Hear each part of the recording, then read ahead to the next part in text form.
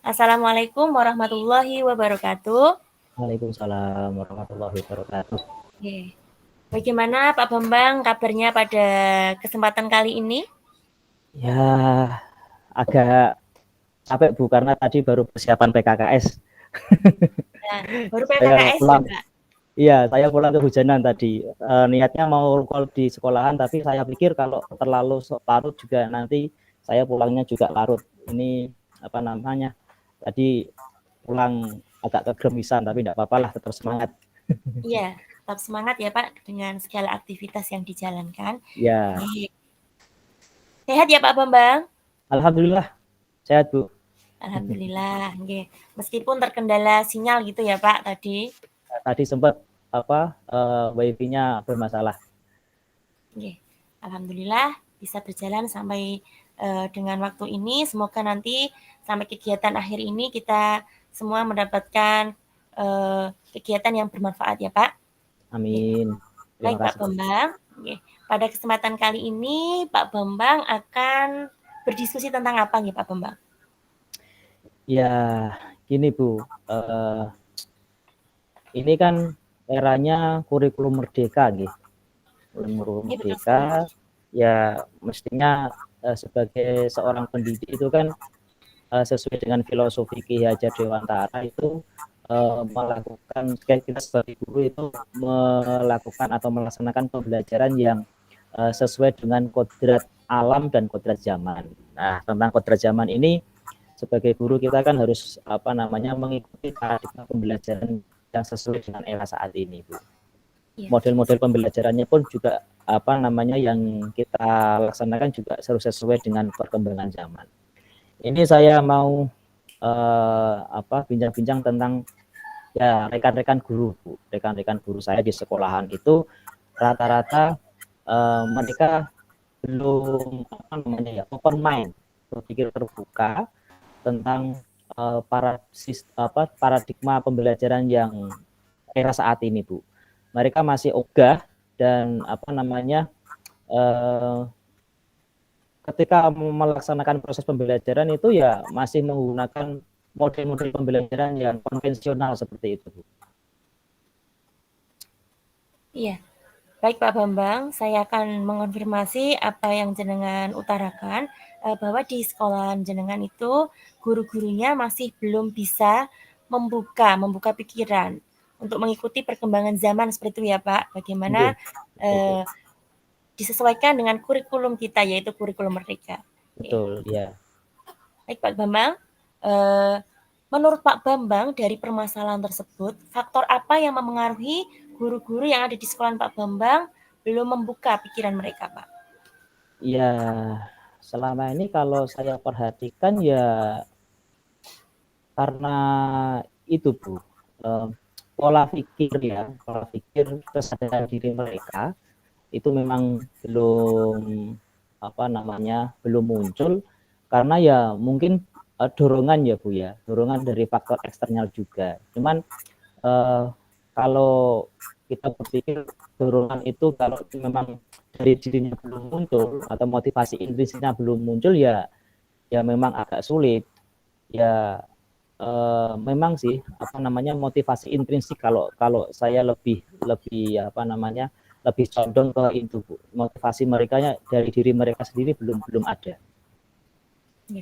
Baik Pak Bambang, Pak Bambang di sini menyoroti lebih ke faktor intrinsiknya ya dari Betul, Bu. dalam diri guru tersebut. Oke. Nggih.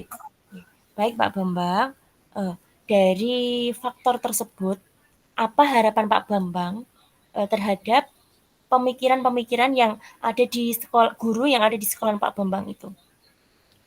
Ya harapannya dari kesadaran diri mereka itu bisa muncul sehingga mereka terbuka dengan apa wawasan atau paradigma baru sehingga mereka itu bisa menerapkan proses pembelajaran yang berpihak pada murid, salah satunya dengan menerapkan model-model pembelajaran yang sesuai dengan kodrat zaman dan kodrat alamnya, Bu. Itu. Oke. Baik Pak Bambang, saya pertegas lagi ya dari paparan Pak Bambang, dari pendapat Pak Bambang tadi, bahwa Pak Bambang itu menginginkan guru-guru yang ada di sekolah Pak Bambang itu untuk membuka diri atau memiliki kesadaran diri untuk berwawasan yang melakukan pembelajaran yang berpihak pada murid. Seperti itu ya Pak Bambang? Ya, betul. Yeah. Kemudian selanjutnya rencana apa yang akan Bapak lakukan terhadap permasalahan ini, Pak? Baik, kalau tadi kan saya menyoroti motivasi intrinsik ya Bu. Cuman ya saya berpikir ini juga faktor ekstrinsik pun harus digerakkan sehingga dari faktor ekstrinsik tadi itu bisa memunculkan faktor intrinsik. Yang pertama akan saya lakukan mungkin karena ini kegiatan adalah hubungannya sama pendidik dan tenaga pendidikan di sekolah, sehingga apa yang saya lakukan pun harus sesuai dengan persetujuan dan pengetahuan dari Bapak pimpinan atau kepala sekolah.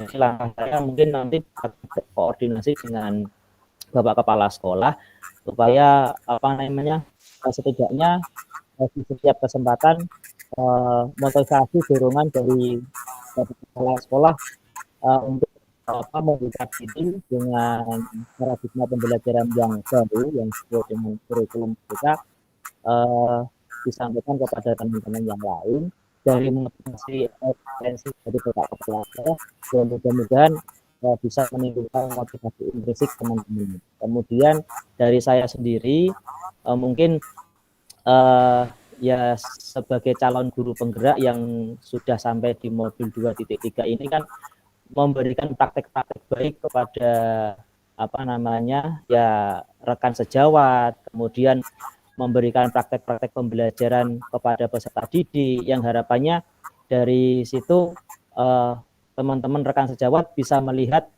proses pembelajaran yang berpihak pada murid yang menyenangkan sehingga anak-anakku nanti ketika diajar oleh teman-teman rekan sejawat yang lain, anak-anak bisa setidaknya memberikan gambaran kepada guru tersebut atau teman sejawat model pembelajaran yang mereka inginkan seperti apa. Seperti itu, Bu. Oke, baik sekali Pak Bambang atas rencana yang akan Bapak Bambang lakukan itu. Di situ Pak Bambang melakukan koordinasi dengan Bapak Kepala Sekolah, kemudian Pak Bambang itu akan mendiskusikan ya Pak tentunya, mendiskusikan dengan rekan sejawat dan Kepala Sekolah. Nah, diskusi seperti apa yang Bapak itu rencanakan ketika menghadapi permasalahan seperti ini Pak?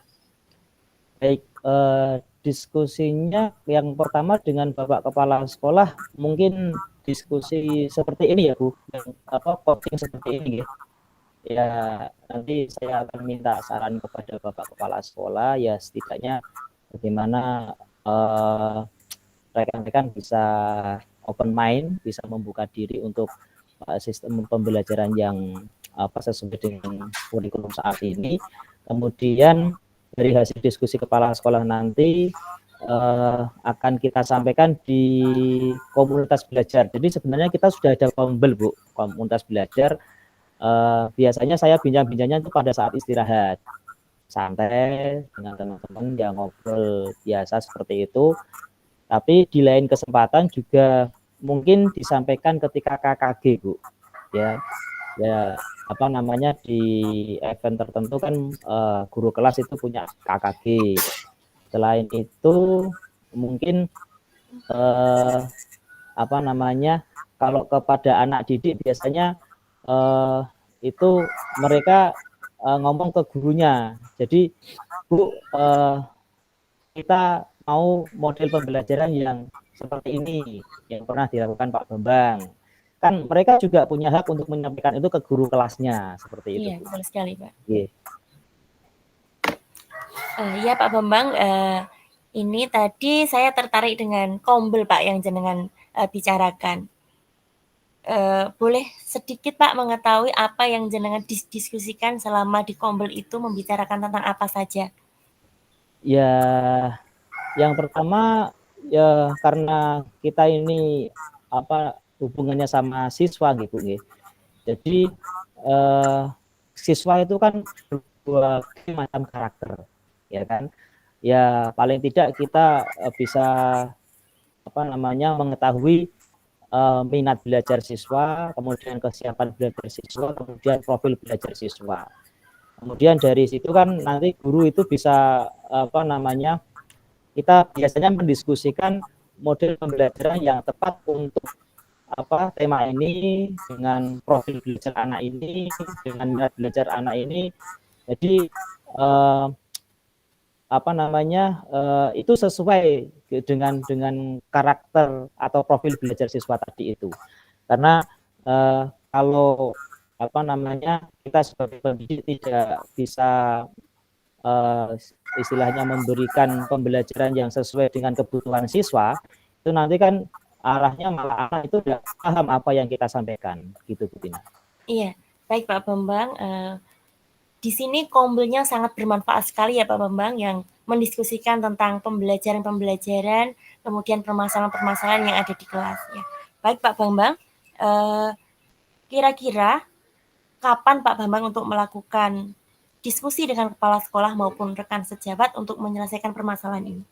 Ya, karena minggu depan ini adalah penilaian akhir semester gitu.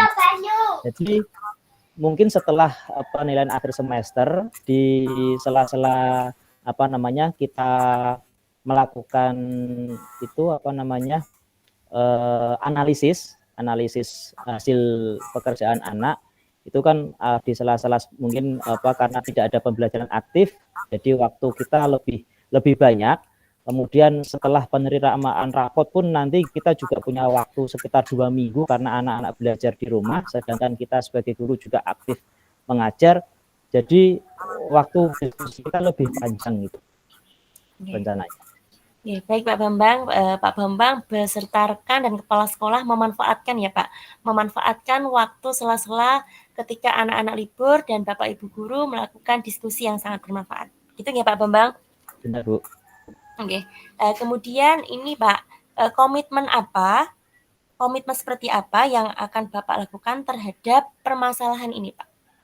Ya, kalau yang jelas komitmen ini bisa kita jalin komunikasi yang aktif dan kolaborasi yang bagus dengan Bapak Kepala Sekolah, kemudian dengan rekan sejawat. Jadi mungkin nanti setelah pelaksanaan tes, kita dari hasil analisis itu kan nanti kita mengetahui sampai di mana hasil belajar siswa. Kemudian dari situ kan kita akan melaksanakan tindak lanjut di semester 2 nanti kita harus melakukan apa. Jadi komitmennya lebih dari ini Bu, hasil belajar siswa ini di semester 1, kemudian nanti akan kita lakukan evaluasi, kita refleksi dan kita tidak lanjuti untuk program di semester 2 nanti. Itu Bu. Ya. Baik Pak Bambang. Kemudian siapa saja yang ikut menjaga atau membantu Pak Bambang dalam melakukan komitmen ini Pak? Ya, karena ini seperti yang saya sampaikan di awal tadi, ada Bapak Kepala Sekolah, ada rekan sejawat, Bapak Ibu guru. Tapi ada satu lagi yang mungkin lebih berpengalaman tentang membimbing atau setidaknya melakukan coaching dengan rekan-rekan, itu pengawas TKSD Bu. Jadi mungkin saya akan minta bantuan ke pengawas TKSD biar itu bisa disampaikan ke misalkan di KKG seperti itu Bu. Berarti selain dari kepala sekolah, kemudian rekan sejawat, itu juga Pak Bambang melibatkan pengawas ya Pak untuk memperkuat atas komitmennya Bapak buat. Bagus sekali Pak Bambang. Kemudian tindak lanjut seperti apa yang akan ke depan yang akan Bapak lakukan ketika membuat komitmen ini Pak? Ya, dari hasil refleksi semester 1, hasil belajar anak, kemudian kita membuat rencana di semester 2 nanti seperti apa rencananya. Di akhir pembelajaran atau di akhir semester 2 ketika kenaikan kelas, itu kita juga akan melakukan evaluasi lagi dari hasil yang sudah kita laksanakan Bu. Kalau ini sukses, berarti mungkin kita akan melakukan inovasi-inovasi yang lain yang misalkan itu lebih ke ini Bu, melakukan pembelajaran sosial emosional. Kalau tadi kan lebih ke pembelajaran yang fokus ke berdiferensiasi. Mungkin nanti lebih ke sosial emosional anak itu. Seperti itu. Baik Pak Bambang, tindak lanjut dari Pak Bambang itu ketika di akhir semester itu dievaluasi ya Pak. Betul, Bu. Bagaimana perencana yang Bapak laksanakan itu sudah berhasil apa belum. Kemudian Pak Bambang juga mengintegrasikan antara pembelajaran berdiferensiasi dengan pembelajaran sosial emosional. Seperti itu nggih Pak Bambang. Oke. Oke. Tak terasa juga Pak waktunya sudah lumayan dari kegiatan diskusi ini. Semoga dari kegiatan ini dapat memberikan manfaat atas permasalahan yang terjadi di sekolah Pak Bambang dan tetap semangat kepada Pak Bambang untuk melakukan rencana-rencana untuk kedepannya berkolaborasi dengan kepala sekolah maupun rekan sejawat dalam mengatasi permasalahan yang ada di SD Jenengan Pak. Terima kasih Bu Tina. Luar biasa Pak Bambang. Terima kasih Pak Bambang. Saya akhiri. Wassalamualaikum warahmatullahi wabarakatuh. Waalaikumsalam warahmatullahi wabarakatuh.